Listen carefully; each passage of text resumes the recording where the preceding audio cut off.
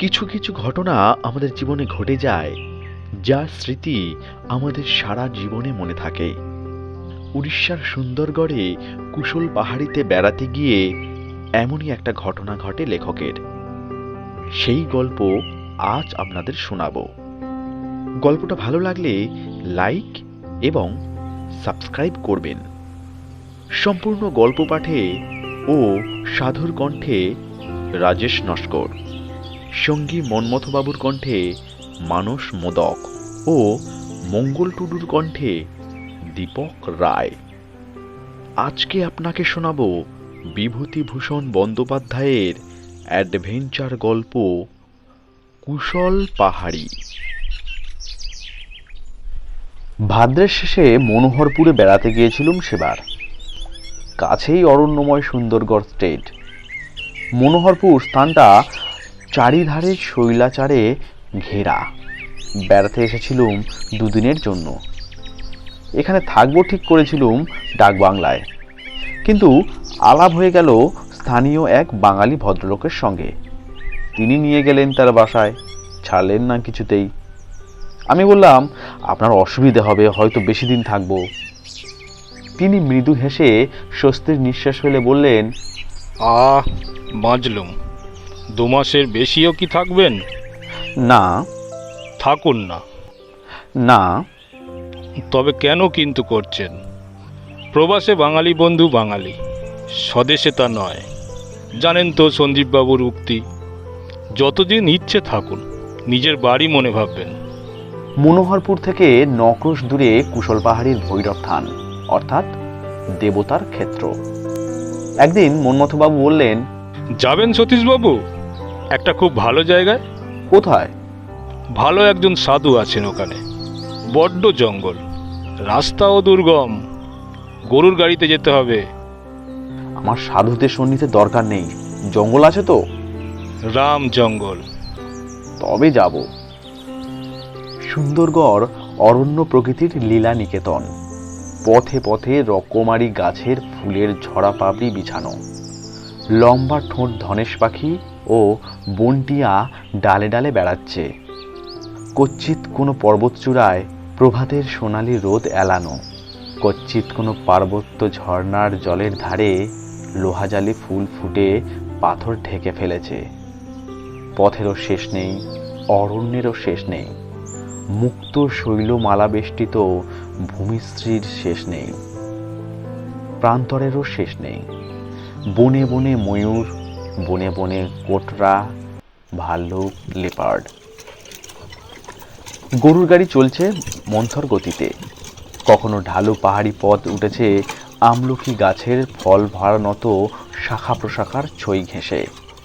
কখনো কুল ছড়ানো উপত্যকা বেয়ে নেমেছে জল ভরা নালার দিকে। কালী পাহাড়ির শৃঙ্গ ঢেলে উঠেছে ঘন বনের ওপরে ভিসুভিয়াসের মোচাকৃতি শিখর দেশের মতো। সকালে গরুর গাড়ি ছাড়া হয়েছিল। সঙ্গে ছিল চিড়ে, চিনি, কলা, দই, পাকা পেঁপে, বাড়ির তৈরি ক্ষীরের সন্দেশ ও আচার।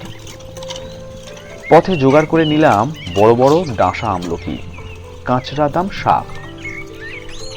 বর্ষার দিনে পথের এই সৌন্দর্যের তুলনা হয় না।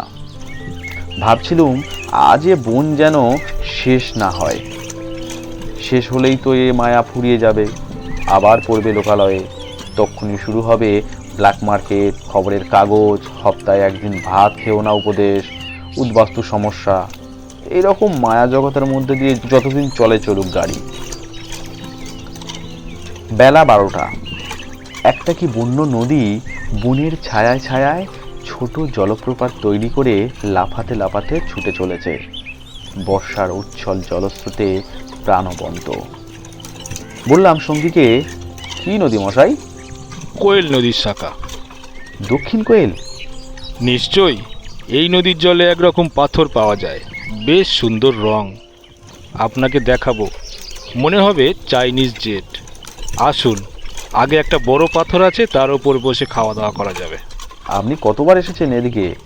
ভৈরব থানের সাধুজির সঙ্গে দেখা করতে 4 বার এসেছি। দেখবেন তিনি সাধারণ সাধু নন, ভক্তি হবে আপনার। এমনকি আপনারও বলা উচিত ছিল বোধ হয়। আমার মতামত তো কাল শুনলেনি। সেই প্রকাণ্ড পাথরখানাতে একটা 17 ইঞ্চি বিছিয়ে আমরা বসে পড়লুম। ক্ষুধার উদ্রেক হয়েছিল। এ উক্তি আমাদের পেটের অবস্থার তুলনায় নিতান্ত অপ্রতুল ও অবাস্তব। ক্ষুধায় আমাদের পেটের ভিতরটা দাউ দাউ করে জ্বলছিল। এদেশের জলের গুণ আছে বটে। অগ্নিমান্দে ভুগছিলাম গত 1 বছর। ক্ষুধাবোধ একেবারেই ছিল না। বেশ পেট ভরে চিড়ে দই ও ফল খেয়ে ঝর্ণার নির্মল জল পান করে আবার গাড়ি ছেড়ে দিলাম। এবার অনেকটা পথ আমরা হেঁটে গেলাম, কেননা সব সময় গরুর গাড়িতে যাওয়া বড়ই কষ্টকর। ছায়া স্নিগ্ধ বনবীথিতে বন্য কুসুম ছড়িয়ে দিয়েছে ঠান্ডা বাতাসে। অলস হয়ে এসেছে মধ্যাহ্নটি। এই দীর্ঘ অবকাশ মুখর নিভৃত নির্জন অরণ্য পথে কুঞ্জবনে শুধু পাখির মেলা, শুধুই সাদা মেঘের উড়ে যাওয়া মাথার ওপরকার নীল আকাশের মাঝখানে, শুধুই ঘুঘুর ডাক দূরে দূরে গাছপালার মগডালে। বর্ষার মেঘ ওঠেনি তাই রক্ষে। একটা কথা আমার মনে হচ্ছিল, নাগরিক জীবন থেকে বহু দূরের এইসব বনপথ সম্পূর্ণ নিরাপদ। চুরি ডাকাতি এখানকার লোকেরা জানে না। সঙ্গী বললেন, এদের কাছে টাকার বাক্স রেখে যাবেন, চেনেন না চেনেন এসে আবার নিয়ে যাবেন, আমি জানি। রাস্তাঘাটে মেরে ধরে নেয় না? রিভলভার নেই, হাত বোমা নেই, জিপ নেই? ওসব শোনেনি কখনো এরা, চুরিই জানে না। চলে কি করে এদের? চাষ তো তেমন দেখছি নে। বীরহট জাত এদিকে বেশি। তারা বনের গাছের সিম লতা তুলে দেয় যেখানে সেখানে। এই সিমই তাদের খাদ্য। আর পাখি, খরগোশ, গিরগিটি, সাপ সবই এদের খাদ্য। অল্পে সন্তুষ্ট, খাটতে চায় না।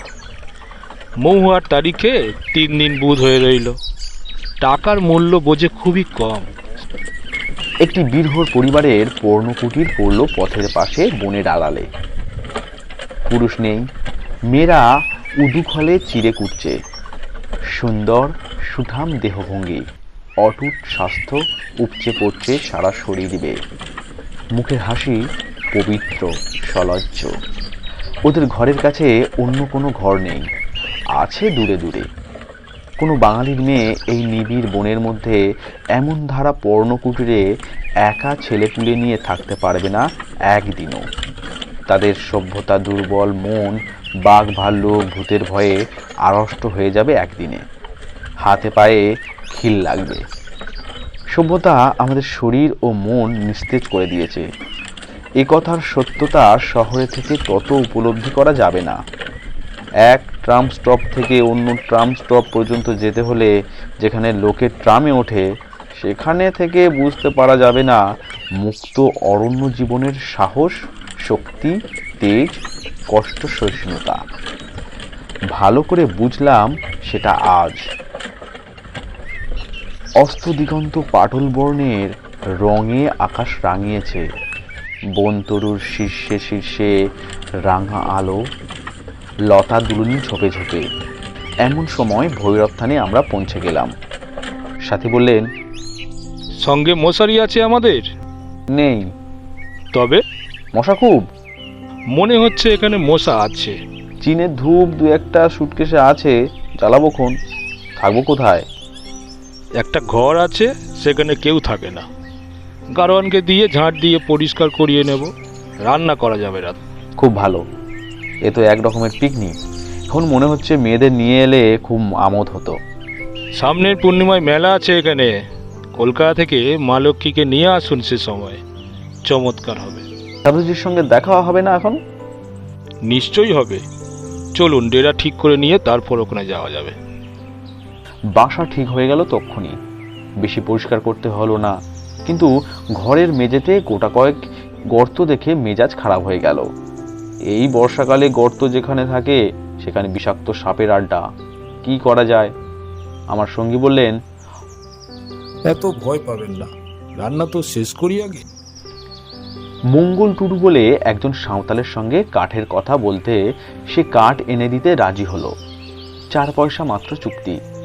আমাদের রান্নার সব কাঠ এনে দেবে। সেই বললে, কোন ঘরে রান্না করছিস তোরা? নাট মন্দিরে। কেনে রে? ওটাই যাসনি? ঘাটোয়ালি বাংলোয় যা, তোদের জন্যই তো সাহেবের বাংলো খোলা থাকে। নিয়ে যাব, চল সেখানে। মঙ্গল টুডু আমাদের কাঠ ও জল এনে দিয়ে রান্নার সাহায্য করলে। ঘাটোয়ালি বাংলোয় আমরা গেলাম রান্না খাওয়ার পরে। তখন সন্ধে হওয়ার পর ঘন্টা 2 কেটে গিয়েছিল। ঘাটোয়ালি বাংলোটি খড়ের ঘর বটে, কিন্তু সিমেন্টের মেঝে, চেয়ার টেবিল খাটিয়া সব সাজানো আছে, এমনকি জানালায় দরজায় পর্দা পর্যন্ত। শিমুল সালের ঘাটোয়ালি জমিদার গভর্নমেন্ট বন বিভাগের উচ্চপদস্থ কর্মচারীদের বাসের জন্য এই বাংলো ঘর করে দিয়েছেন এবং তার খরচে এটার মেরামত, পরিষ্কার ইত্যাদি চালু রেখেছেন দয়া করে নয়, ঘাটোয়ালি আইন অনুসারে বাধ্য হয়ে। আমরা গভর্নমেন্টের কর্মচারী নই বটে, কিন্তু বাঙালি ভদ্রলোক, সুতরাং 7 খুন মাপ। চৌকিদার তক্ষুনি সেলাম বাজিয়ে ঘর খুলে দিলে। এইবার সাধুজির সঙ্গে দেখা করতে যাওয়ার জন্যে আমরা বেরোলুম। মঙ্গল টুডু আমাদের সঙ্গে ছিল। সে আমাদের জানালে, সাধু খুব বড়, মৌন থাকেন দিনে, রাত্রে কথা বলেন। সাধু দেখে বিস্মিত হলাম। প্রায় 70-এর কাছাকাছি বয়স হবে, আবক্ষ বিলম্বিত শ্বেত শুশ্রু, গলায় তুলসীর মালা, হৃষ্টপুষ্ট নাদুস নুদুস দেহ, পিতৃ স্নেহ ভরা শান্ত বড় বড় চোখ দুটি। বাঙালি সাধু, মানভূম জেলায় বাড়ি ছিল। 17 বছর বয়স থেকে উদাসী গৃহত্যাগী, সব খোলাখুলি বললেন আমাদের কাছে। সাধু সুলভ গর্বের অস্পষ্টতা নেই তার। সাধুজি বসেছিলেন একটা সুপ্রাচীন বিশাল শালতরুর গুড়ি ঘেঁষে খুব বড় ও চওড়া একখানা মসৃণ শিলাখণ্ডের উপর। শুক্লা নবমী তিথির জ্যোৎস্না ডালপালার ফাঁকে ওর আসনে এসে পড়েছে। কুশল পাহাড়ির শৈলশ্রেণী ভৈরব স্থানকে চারিদিকে ঘিরেছে। বহু পুরাতন পাথরের চাই, সব যেন এখানে সুপ্রাচীন। প্রাচীন সাধু, প্রাচীন শালবৃক্ষ, প্রাচীন শিলাসন, প্রাচীন অরণ্য ভূমি। মনে হয় এ পরিবেশ ছেড়ে আর কোথাও যাচ্ছি নে, থেকে যাই এইখানেই। ঋষি সাধু প্রবক্তাদের জ্যোতির্বাহিনী এখানেই, এ জিনিস আর কোথাও পাবো না। সুন্দরগড় রাজ্যের এই সুন্দর বনভূমিতে যে বৃদ্ধ পিতৃবৎ স্নেহশীল ব্রহ্মজ্ঞ ঋষির পাদমূলে এসে আজ পৌঁছেছি, তিনিই মনে শান্তি এনে দেবেন। পথঘাটে এ দুর্লভ জিনিসের সন্ধান মেলে না। আরো মুগ্ধ হলাম যখন সাধুজি ঈশোপনিষদের একটা শ্লোক উচ্চারণ করে তার ব্যাখ্যা করতে লাগলেন। বারবার বলতে লাগলেন, কবির মনীষী পরিভূ স্বয়ম্ভু। শ্লোকটির মধ্যকার কবি কথাটির অর্থ বৃদ্ধ। সাধুর মুখের সেই গম্ভীর বাণী আজও কানে বাজছে। কবি তিনি বটেন বাবা। এখানে বসে বসে দেখি এই শাল গাছটাতে ফুল ফোটে, বর্ষাকালে পাহাড়ে ময়ূর ডাকে, ঝর্ণা দিয়ে জল বয়ে যায়। তখন ভাবি কবি বটে তিনি। আমি কিছু পাইনি বাবা, বরং দেখেছ এসব বাইরের, ভিতরের জ্ঞান কিছু হয়নি। তবে দেখতে চেয়েছি তাকে, তার এই কবিরূপ দেখে ধন্য হয়েছি। এসব বছর 7 আগেকার কথা। আবার কলকাতার শহরে দুবেলা নিয়মিত অফিস করছি। অর্থের সচ্ছলতা এমন নেই যে যখন তখন বা প্রতি বৎসর বেরিয়ে যাব বেড়াতে। সেদিন একটা পার্টিতে গিয়েছিলাম, বড়লোকের বাড়ির পার্টি, অনেক বড়লোকের আনাগোনা। দেখলাম ক্রাইসলার হাঁকিয়ে, বুইক হাঁকিয়ে, মিনার্ভা হাঁকিয়ে, বেশ সুন্দর সব চেহারা, কেতাদুরস্ত সাজগোজ। কিন্তু এত শিক্ষিত ও সম্ভ্রান্ত অবস্থা সম্পন্ন লোকের সম্মেলন সেদিন যা আশা করে গিয়েছিলাম তা পেলুম কই। শুধুই শুনলাম বৈষয়িক কথাবার্তা, যেমন দেওঘরের বাড়িটাতে এবার যাওয়া হলো না, বড় ছেলের ইচ্ছে আরও কিছু ফার্নিচার কিনে পাঠিয়ে দিলাম। কেউ গেল না গতবার, এবারও না, এটা আর রাখবো না, আমার তো নিজের সময় নেই যাওয়ার, ছেলেরাও যেতে চায় না। কিষানলাল দালাল 40,000 দর দিয়েছিল মার্চ মাসে। আমার স্ত্রীর ইচ্ছে নয় বাড়ি বেচি, অথচ যাওয়াও হয় না। আপনার রিজেন্ট পার্কের জমিতে কিছু করলেন? হ্যাঁ, প্ল্যান সাংশন করতে দেওয়া হয়েছে। 80,000-এর উপর এস্টিমেট দিয়েছে বাগচি, এবারও করবে। পি ঘোষালের বাড়িটা তো বাগচি করলো, চমৎকার করেছে। অথবা ইলেকশনের আগে এইসব মজুর শ্রমিকের গোলমাল কেমন মনে করেন? ভালো না, সব জায়গায় চলছে। যেসব পার্টি মনে ভাবুন এদের সপক্ষে যাবে না, ইলেকশনের সময় তাদের মুশকিলে পড়তে হবে। সে তো বোঝাই যাচ্ছে। ইলেকশনের আগে দেশের মধ্যে বিরোধ, দলাদলির ফল এই দাঁড়াবে। তারপর চলল বিশ্লেষণ, রাজনৈতিক তথ্যের বিশ্লেষণ। সেই বৈদ্যুতিক আলোয় আলোকিত সুবেশ সুশিক্ষিত ভদ্রজন সমাগমের মধ্যে বসে আমার মনে আসছিল কুশল পাহাড়ির সেই প্রাচীন সাধুর কথা। তার সেই সুন্দর সরল বাণী, নির্জন বনানী ঘেরা বটতলাটিতে যা সে রাত্রে উচ্চারিত হয়েছিল, এখানে বসে আবার তারই স্মৃতি জেগে উঠল অতীত দিনের দ্রুত আধো ভোলা আধো মনে পড়া কোনো মধুর গানের একটু চরণের মতো। আরেকটি কথা তিনি বলেছিলেন, কি অদ্ভুত লাগছিল সেটা, ভরা ভাদরের বেতসকুঞ্জ ও শালবিথির পরিবেষ্টনীতে মস্ত বড় একটা বাণী। বলেছিলেন তিনি, মুক্তির ধারণা বন্ধন আছে বলেই আছে। যথার্থ বিচারের দৃষ্টিতে মানুষের মুক্তিও নেই, বন্ধনও নেই। ব্রহ্ম এক অচিন রাজ্য, যে সেখানে যায় সেই বোঝে ব্রহ্ম দ্বৈতও নয়, অদ্বৈতও নয়। তিনি শাস্ত্রেরও পারে, বাদানুবাদেরও পারে। দ্বৈতবাদের প্রতিপাদ্য নয়, অদ্বৈতবাদেরও প্রাপ্য নয়। অনুভূতি একমাত্র জিনিস। মানুষ মুক্ত আছেই, কেবল সে সম্বন্ধে সচেতন নয়। সে মানুষ সদা মুক্ত, সে মানুষ। কিছু পড়তে হবে না, কিছু সাধনা করতে হবে না। অনুভূতি উত্তরায়ণের সেই অভিযাত্রী, যা তাকে পলকের মুক্তির জ্যোতির্লোকে নিয়ে গিয়ে তুলতে পারে। বিশ্বাস করো বাবা, মানুষ মুক্ত। সেই নিজেকে নিজে বেঁধেছে, সেই অনুভব করুক।